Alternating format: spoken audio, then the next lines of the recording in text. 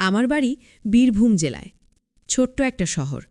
আমাদের পরিবার খুব রক্ষণশীল না হলেও কিছু সামাজিক নিয়মকানুন খুব কঠোরভাবে মানা হয়। আমি লতা, এখন আমার বয়স ৩০-এর কাছাকাছি। এই বয়সে এসেও যখন পেছনের দিকে তাকাই, তখন কিছু স্মৃতি আমাকে এখনও তাড়া করে ফেরে। শীতের দুপুরের হালকা রোদে বারান্দায় বসে যখন এই কথাগুলো ভাবছি, তখন শরীরটা কেমন যেন অসাড় হয়ে আসছে। আমার স্বামী সতন সরকারি চাকরি করতেন। চাকরির সুবাদে তাকে অনেক সময় দূরে থাকতে হতো। আমাদের বিয়ের পর প্রথম কয়েক বছর বেশ ভালোই কেটেছিল। সতন খুব ভালো মানুষ, শান্ত প্রকৃতির। কিন্তু তার চাকরির ধরনটাই এমন যে সে বেশিরভাগ সময় বাইরে থাকত। নতুন বউ হয়ে শ্বশুরবাড়িতে এসেছিলাম, সবটা অচেনা। প্রথম সতন যখন ছুটিতে আসত, তখন তার সঙ্গে কাটানো মুহূর্তগুলো আমার কাছে উৎসবের মতো ছিল। কিন্তু সময় যত যেতে লাগল, একা থাকার অভ্যাসটাও জেকে বসল। মনটা মাঝে মাঝেই কেমন ফাঁকা ফাঁকা লাগত। আমাদের বাড়িতে শ্বশুর শাশুড়ি ছাড়াও সতনের ছোট ভাই বিজয় থাকত। বিজয় তখন কলেজে পড়ত। সদ্য গোঁফ গজানো এক ছটফটে যুবক। ও আমাকে ভাবি বলে ডাকত, খুব সম্মান করত। প্রথম ওকে একটা ছোট ভাইয়ের চোখেই দেখতাম। ওর সঙ্গে গল্প করতাম, হাসতাম। সতন যখন থাকত না, তখন বিজয়ই আমার একমাত্র সঙ্গী ছিল। বাজার করা থেকে শুরু করে বাড়ির ছোটখাট কাজ সব কিছুতেই ওর সহযোগিতা করত। ওর মধ্যে একটা অন্যরকম সরলতা ছিল, যা আমার ভালো লাগত। দিনের পর দিন, মাসের পর মাস সতনের অনুপস্থিতি আমার মনে এক গভীর শূন্যতা তৈরি করছিল। রাতগুলো কেমন যেন দীর্ঘ মনে হতো। বিজয়ও তখন প্রায়ই রাত জেগে পড়াশোনা করত। মাঝে মাঝে ওর ঘরের দরজা খোলা থাকত। দেখতাম সে বই নিয়ে বসে আছে। হয়তো আমার নিঃসঙ্গতাটা ও বুঝতে পারত। কোনো এক রাতে আমার শরীরটা খারাপ লাগল, পেটে অসহ্য ব্যথা। সতন তখন অনেক দূরে। আমি ভয়ে ভয়ে বিজয়কে ডাকলাম। ও তক্ষুনি আমার পাশে এসে দাঁড়াল। আমার কপালে হাত দিয়ে দেখল জল আছে কিনা। ওর স্পর্শে কেমন যেন একটা অচেনা অনুভূতি হল। পরদিনই সকালে ও আমাকে হাসপাতালে নিয়ে গেল। সবটা নিজে দাঁড়িয়ে থেকে দেখল। সেদিন ওর এই দায়িত্বশীলাটা আমাকে মুগ্ধ করেছিল। এরপর থেকে ওর প্রতি আমার একটা অন্যরকম নির্ভরতা তৈরি হল। ছোটখাট যে কোনো সমস্যায় আমি ওর কাছেই যেতাম, আর ও কখনো আমাকে নিরাশ করত না। বিজয়ের চোখগুলো ছিল খুব গভীর। যখন ও আমার দিকে তাকাতো, আমার মনে হতো যেন আমার ভেতরের সব না বলা কথা ও পড়ে ফেলছে। ওর দৃষ্টিতে এমন কিছু ছিল যা আমাকে অস্বস্তি দিত, আবার একই সাথে এক অদ্ভুত টান অনুভব করাত। আমি ওকে এড়িয়ে চলার চেষ্টা করতাম, কিন্তু কিছুতেই পারতাম না। সতনের ছুটিতে বাড়ি আসার সময়টা কমতে লাগল, আর আমার একা থাকার সময়টা বাড়তে লাগল। দিনের পর দিন বিজয়ের সঙ্গ আমার কাছে অপরিহার্য হয়ে উঠল।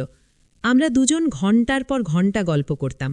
মাঝে মাঝে নির্জন দুপুরে এসে আমার সঙ্গে বসে ছবি দেখত, বই পড়ত।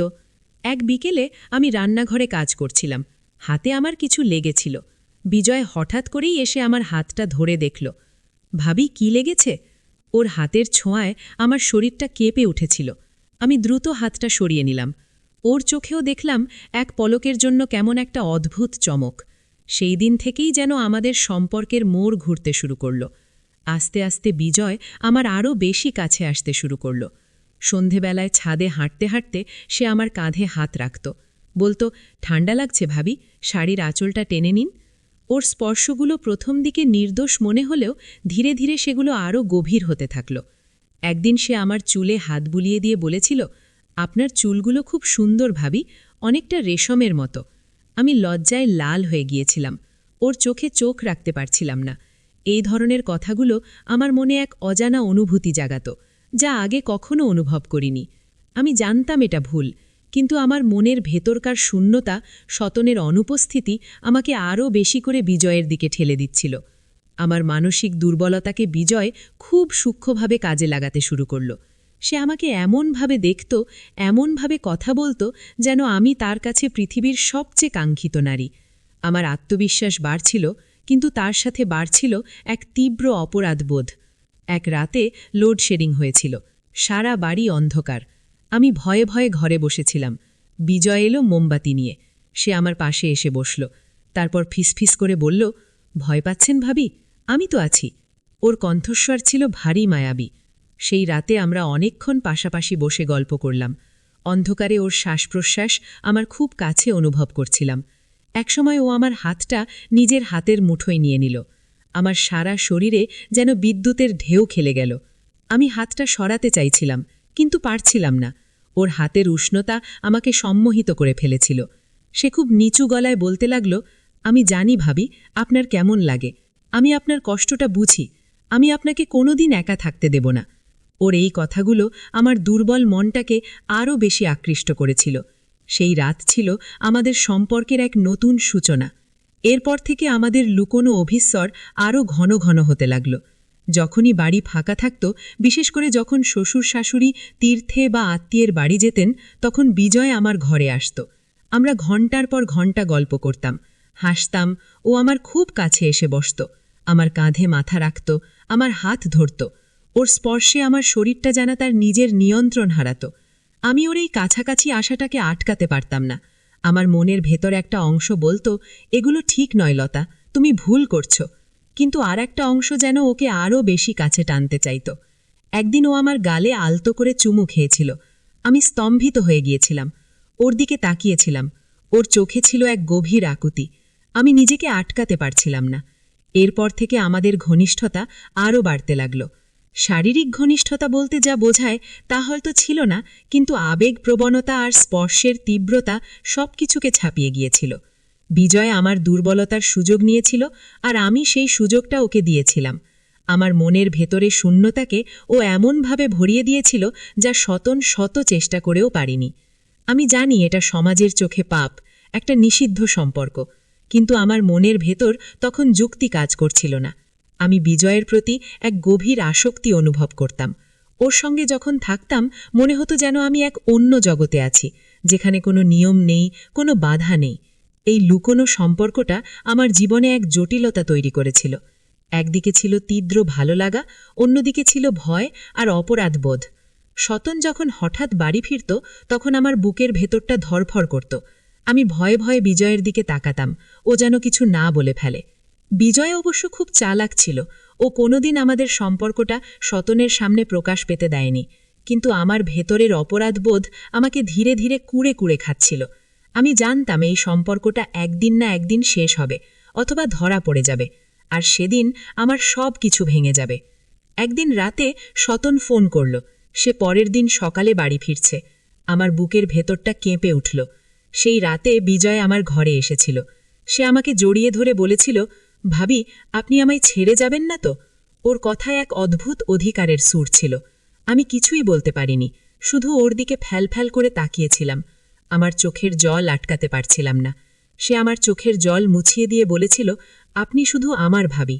আমি তখন এক গভীর ফাঁদে আটকা পড়েছিলাম। একদিকে সতন, আমার স্বামী, যার প্রতি আমার ভালোবাসা ছিল, সম্মান ছিল, কিন্তু তার অনুপস্থিতি আমাকে এক শূন্যতা দিয়েছিল। আর অন্যদিকে বিজয়, যে আমার সেই শূন্যতাকে ভরিয়ে দিয়েছিল, কিন্তু যার সাথে সম্পর্কটা ছিল সমাজের চোখে ঘোরতর অন্যায়। আমি রাতের পর রাত ঘুমাতে পারতাম না। আমার মনে হতো যেন আমি এক বিশাল গর্তে পড়ে গেছি, যেখান থেকে বেরোনোর কোনো পথ নেই। এই লুকোনো সম্পর্কটা আমাকে মানসিক ও আবেগিক দিক থেকে নিঃশেষ করে দিচ্ছিল। বিজয় আমাকে এমনভাবে আটকে রেখেছিল যেন আমি তার হাতের পুতুল। সে আমার দুর্বলতাকে ব্যবহার করে আমাকে ব্ল্যাকমেল করত। বলতো, যদি আপনি আমার কথা না শোনেন তাহলে আমি সতনদাকে সব বলে দেব। এই ভয় আমাকে আরও বেশি করে ওর দিকে ঠেলে দিত। আমি সম্পূর্ণ তার নিয়ন্ত্রণে চলে গিয়েছিলাম। আমার জীবনের সুখ শান্তি সব যেন কেড়ে নিয়েছিল এই নিষিদ্ধ সম্পর্ক। আমি আমার নিজের কাছেই নিজেকে ছোট মনে করতাম। আয়নায় যখন নিজেকে দেখতাম মনে হতো যেন আমি এক অন্য মানুষ, যাকে আমি চিনি না। একদিন আমি আর সহ্য করতে পারলাম না। এই অপরাধ বোধ, এই ভয়, এই মানসিক টানাপড়ন আমাকে একদম ভেঙে দিচ্ছিল। সতন তখন আবার ছুটিতে এসেছিল। আমি সিদ্ধান্ত নিলাম আমি এই সব কিছু শেষ করব। আমি একা বিজয়কে ডাকলাম। সে আমার ঘরে এলো। তার চোখে সেই পরিচিত চাউনি। আমি তার দিকে তাকিয়েছিলাম। তারপর শান্ত গলায় বললাম, বিজয়, এটা আর চলতে পারে না। সে প্রথমে বুঝতে পারল না। তারপর যখন বুঝল, তার মুখটা কঠিন হয়ে গেল। সে আমাকে ভয় দেখাতে চাইল, যদি আমি সব সতনদাকে বলে দিই। আমি হেসে উঠলাম, এক তিক্ত হাসি। বলে দাও বিজয়, যা খুশি করো, আমি আর ভয় পাই না। আমার ভেতরের সব ভয় যেন সেদিন এক মুহূর্তে উধাও হয়ে গিয়েছিল। আমি তখন একটা কঠিন সিদ্ধান্তে স্থির ছিলাম। আমার সেই দৃঢ়তা বিজয়কে হতবাক করে দিয়েছিল। সে চলে গেল, আর সেদিন থেকে আমার জীবনে একটা নতুন অধ্যায় শুরু হলো। হয়তো আমার অতীতটা কলঙ্কিত, হয়তো আমি অনেক বড় ভুল করেছি, কিন্তু সেই ভুল থেকে আমি অনেক কিছু শিখেছি। আমি শিখেছি যে মানুষের মনের দুর্বলতাগুলো কিভাবে তাকে ভুল পথে চালিত করতে পারে। আমি শিখেছি যে কোনো ক্ষণিকের মোহের কাছে নিজেকে বিক্রি করে দেওয়া কতটা মূর্খতা। সমাজ হয়তো আমাকে ক্ষমা করবে না, আমিও নিজেকে হয়তো পুরোপুরি ক্ষমা করতে পারিনি, কিন্তু আমি চেষ্টা করছি আমার ভুলগুলো শুধরে নিয়ে নতুন করে বাঁচতে। এই সম্পর্কটা আমাকে শিখিয়েছে যে সত্যিকারের ভালোবাসা আর নির্ভরতা কোথায় খুঁজে পাওয়া উচিত।